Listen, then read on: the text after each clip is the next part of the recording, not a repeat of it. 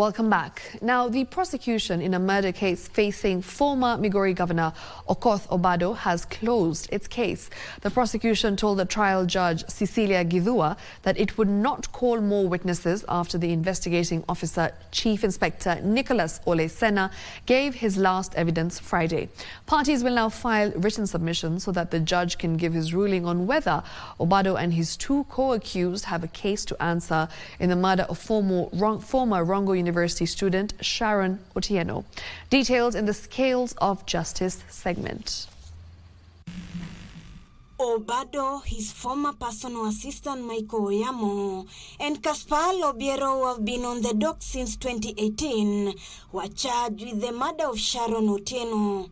My lady, I confirmed from KBC Referral Hospital and found the documents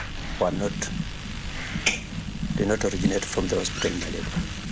And who had helped the second accused acquire those documents that he handed over to the police? It is the third accused person. On Friday, during the close of the witness stand by the prosecution, defense counsels led by Senior Counsel Kyoko Kilukumi told the court that they needed more time to file their written submissions to enable the court to make a decision. Once we put in written submission, you can limit the time for highlighting, and we propose a maximum of 30 minutes for the highlights. This case has been described by the investigating officer as one of public interest. Everybody wants to know, why are we making this application of no case to answer? And they need to hear why we have made that application and the reasons for it. Justice Cecilia Githua directed the matter be mentioned virtually on 20th June 2024, so as the court can give direction on the timeframes for filing the submissions. The late Sharon Otieno was found murdered and his body was dumped in Kodera Forest 6 years ago. The investigations have been completed. And 4 police officers from Kasarani police station who have been in custody for over a week for allegedly breaking into a motor vehicle where 2.2 million shillings said to have been stolen have been released. He's still in hospital at KNH, where he's fighting for his life after suffering the asthmatic attack. So that's the reason he's absent, Your Honor. And he was taken to court pursuant to this court's order.